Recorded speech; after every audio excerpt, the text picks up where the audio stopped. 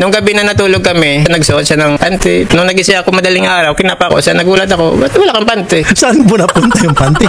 Mister ng isang OFW nagpatulfo dahil sa paulit-ulit na panluloko ng kanyang misis. Hindi lang isang beses kundi 5 beses at paiba-iba pa ang mga lalaki na kahit si Senator Raffy Tulfo ay natawa na lang sa sumbong ng mister na pinagluloko ng OFW na malipog, sinungaling at mahilig pang gumawa ng kwento para lang palabasin na masama ang kanyang mister. May mga babae talaga na kahit kasal na at may mga anak na ay naghahanap pa rin talaga ng ibang mga putahe kahit napakabuti na ng kanilang mga mister. Gaya na lamang nitong mister ng OFW na kahit paulit-ulit ng pinagluloko, gusto pa rin makasama ang kanyang misis handang magpatawad para sa kanilang mga anak. Anong pinag-awayan nyo na dumating sa punto na... Naghiwalay po kami dahil nahuli ko sila ng tumboy. Yun pong dahilan na paghiwalay namin. Pero alam mo ba sir, wala kang pwede may kaso kay ma'am kahit na nangaliwa siya sa lesbian. Pero kung lalaki ang naging karelasyon niya, meron tayong batas tungkol dyan. Pwede siya makasuhan ng adultery. Bago na naman po ito. Lalaki po, lalaki. Lalaki na? Pwede. Kayo'y sinasakal niya at isa'y binayagan mo at sinaksak mo ng kutsilyo. Totoo po yun ng binayagan niya ako. May operasyon pa ako dito ng los-los. Hindi ko po sinasadya na pumitik yung kamay ko sa pisngi niya. Parang... Siya na una. Siya ang una. Parang defense mechanism ng katawan ko ba. Nung nasampal ko siya, awang-awa ako sa kanya, niyakap ko siya, humingi ako ng sorry noon. Nung time mismo na yun, nagkapatawaran kami. Ilan bang anak nyo?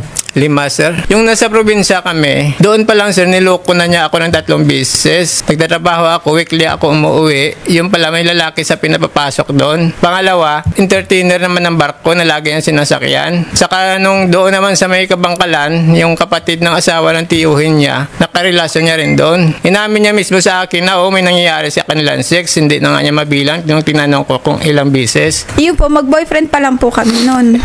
Naglilip-in na nga eh. Tingin niya kasi pag walang kasal, boyfriend lang. Nandito na sa Manila. After 1 month, sir, the next na ako buntis daw siya. Kaya binlockmail niya ako. Hindi pa nagutan ko daw. Kung hindi ko pa nagutan, papalaglag yung bata. Merchandiser ako ng Nestle. Doon iniwanan ko trabaho ko. Sumunod ako dito sa kanya. So, yung anak nyo ngayon, hindi niya anak. Sabi ko nga po sa kanya, handa ako ipa-DNA test. Willing daw siya, sir, na ipa-DNA test yung panganay para matapos na po yung... Hindi na po yung issue sa akin yun. Kasi sinabi ko na sa kanya na mahal ko yung bata, hindi na issue sa akin kung anak o hindi. Aamin ako dito, sir. Nung pagpunta ko sa kanya doon, dala ko na ebidensya, niyaya ko sa taas. Kasi nga, pinangako niya sa akin nung pauwi siya na magmumutel kami. Kasi nung bago pa kasi niya na dumating yung lalaki na yan, maganda pa yung usapan namin eh. Expected ko talaga magkakabalikan kami. Nasira na nung January na parang pumasok niyan sa eksena yung lalaki. So, hindi na kayo natuloy noon sa lakad nyo? Hindi na, kasi iba na yung pinasundo niya sa airport, yung lalaki na. May isa pa nga akong hinala, yung boy ng mama niya. Pero wala ko ebidensya na masulid eh, kaya hindi ko kinakaunted na pang-6 sana. Yung boy sa labas ng kwarto namin natutulog, andun yung kama. Nung gabi na natulog kami, nakita ko siya, nagsuot siya ng panty. Tapos paghiga namin, nangalabit ako, ayaw niya. E di natulog ako, kasi hindi ko yan sa mapipilit pag ayaw niya eh. Nung nagising ako madaling araw, kinapa ko siya, nagulat ako, ba't wala kang panty? Sabi niya, mainit eh, nagwis ako. Sabi ko, sa buong buhay ng pagsasama natin, never ka natulog na walang panty. Bakit ngayon wala kang panty? Saan mo napunta yung panty niya? Kaya ito, sir, nagkainuman kami ng tiyo niya. Kinuwento sa akin ng tiyo niya na minsan nang nagtinda sa Pasig mama niya, walang tao dyan. Dalawa lang na flashlightan niya, nasa labas ng pinto. Flashlight? Nagyayakapan. Nung na-flashlightan, biglang Si boy at saka yung... Oo. Anong gusto niyo mangyari, sir? Gusto ko sana siya kausapin muna bago ako magdesisyon. Kasi yung pinunta ko dito sana, kakasuhan ko siya kung pwede makasuhan. Sige po, kung gusto niya akong ipakulong, magkita na lang kami. Dahil magsasampa din po ako ng kasong rape. Rape? Opo. Kahapon, bago siya pumunta dito, nasa ospital ako, wala akong malay. Mama ko ang kausap. Nadatnan ko po ito eh, nakahandusay. Nasa lubong ng dalawang Kahapon, bata. bago siya pumunta dito. Mamatay yung mama ko, patay na. Sabi ko, bakit? Basta tingnan mo si mama, nasa taas patay na. Itinakbo namin po, tinuwangan namin 3 ng tricycle driver. Bakit? Ano ginawa ko sa inyo? Kasi pumunta siya kahapon ng umaga. Sabi niya, halika nga muna, usap muna Inaas tayo. niya to. Di sige, akit kami. Sabay yakap akbayan sa akin. Pasok kami sa kwarto. Sabi niya, kung hindi ka papayag, magtutulpo ako. Eh di, wala akong nagawa. Hanggang sa hinalay niya ako sa pilitan. Kung totoo yung sinabi niya, naku, mababaliktad ka sa korte ha. Yamadong-yamado ka, base dun sa mga kwento mo, talagang pwede mo siyang makasuhan. Pero ngayon, binanggit niya tungkol sa rape at na-hospital pa siya, nalalagay ka sa alanganin. Hindi ganito yun, sir. Nung nangyari nga na nag-sex kami, wala pong pagtutol yun. So bakit po siya na-hospital, sir? Hindi ko po alam, drama-drama po nila yan. Ma'am, kung ikaw ay hinalay, nasaan yung mga sugat mo? Pagdating ko po... Di, kasi kahapon lang to, di ba? Opo. So Hindi kung- na po ako pumalag eh. Yakap-yakap ko po yung unan habang siya. Ay, Nakahigala ko, nakaganon lang ako. Umiiyak ako. Sige, lang siya. Hindi na ako pumapalag eh. Una nang yakap-yakap. sandali lang, ma'am. Meron bang tinututok sa yung kutsilyo? Wala naman siya tinututo. O, meron bang pagbabanta sa'yo? Yung banta na papatayin kita. Wala. O, meron bang puwersa na ginamit? Hindi naman siya pumersa. Oh, there's no rape there.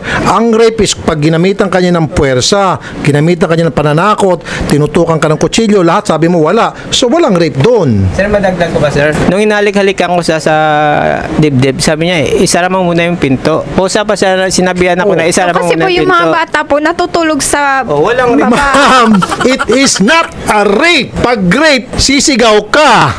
Ngayon, yung si ikaw pa mismo nagsabi, isara ang pinto, baka makita tayo ng mga bata, it's not a rape. Ito, sir, dagdag ko pa. Nung pagkatapos namin mag-sex, pagbalik ko, nakaupo siya sa hagdanan, nagtitext siya. Walang nangyari na sabi na ni-rape isa, nakahandusay siya. Si inuna mo pa yung pagte-text, tapos pag-delete ko na anong entries dapat kung talagang ni-rape ka, ma'am, agad-agad tumakbo ka na sa police station, magpa-blatter.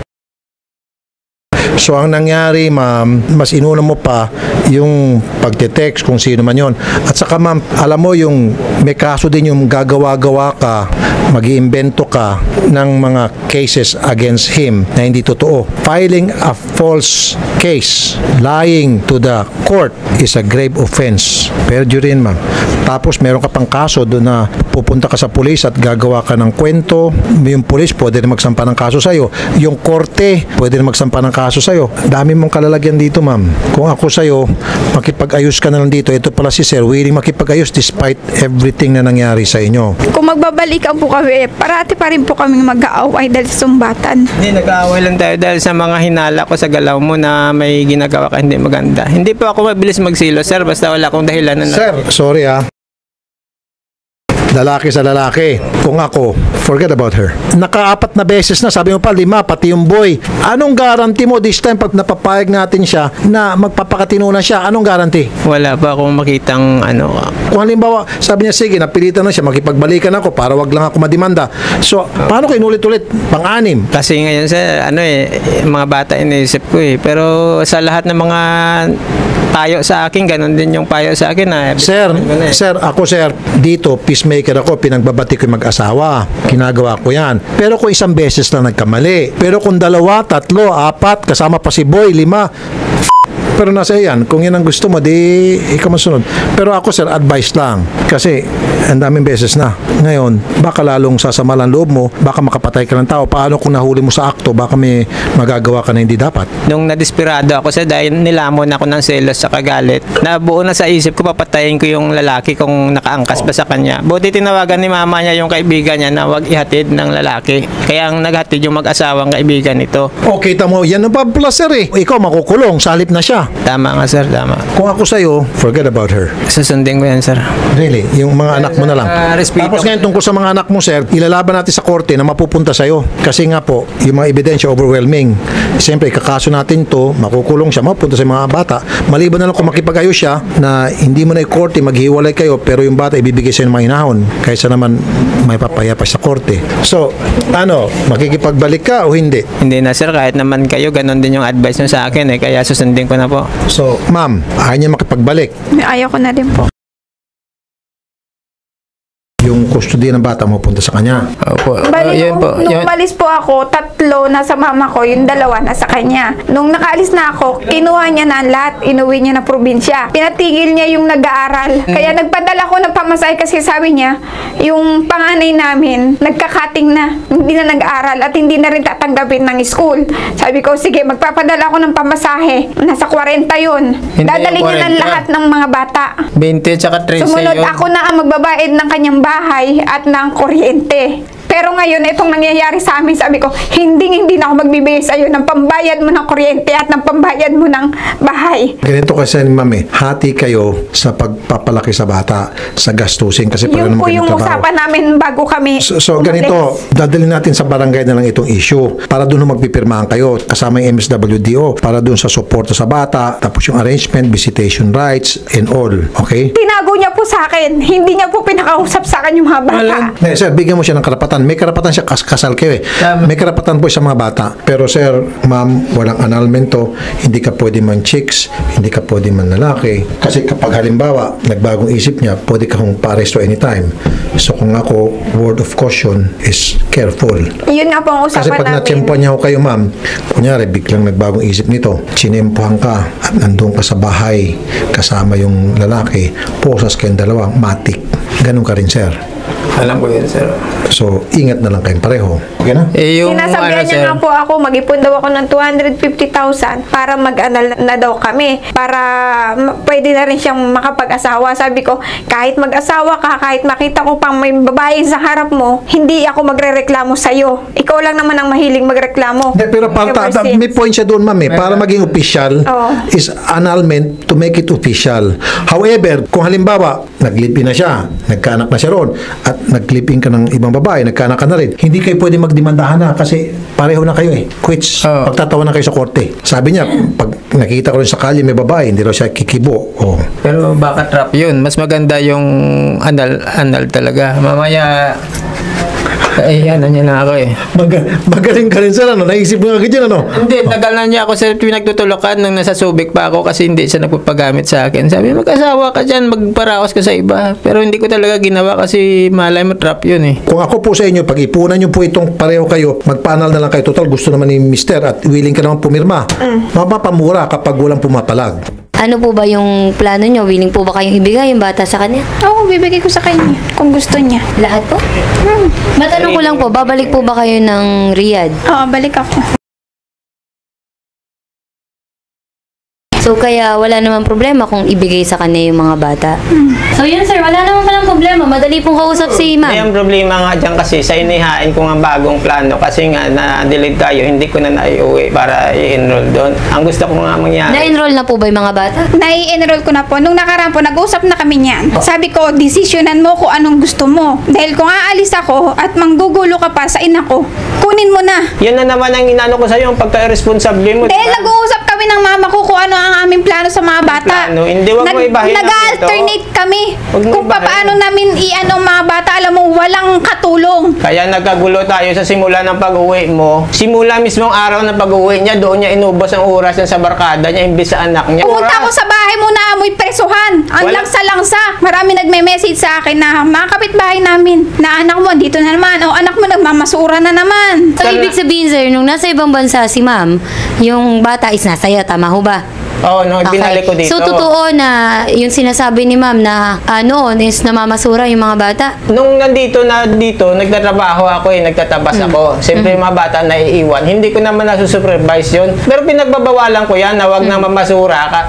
Hindi naman mamasura, kundi yung kapitbahay lang magpapatapon lang yung plastic bag na maliliit. Inuutosan, binibigyan tag 5-5. Kumbaga in short ma'am, ang tingin niyo is napapabayaan po niya yung mga bata. Siguro, dahil nung dumating ako, papayat niyan eh. So ganito sir, yung mga bata, willing po si ma'am na ibigay sa'yo kasi total, aalis naman daw siya, babalik siya ng Riyadh. So malaya siya na ibibigay sa'yo yung full custody ng mga bata. Pag alis niya, kahit sa gusto siya hindi, makukuha ko yung kung gustuhin ko kasi wala na siya eh. Pero ang gusto ko nga mangyari ngayon, na ayaw naman niya, habang nandito pa siya, iiwan ko muna sa kanyang mga bata bilang magulang. Dalawa kami may responsibilidad eh. So ngayon, dahil magpapa-opera ako sa Bacolod, iwan ko muna sa kanya, mawawalan ako ng trabaho.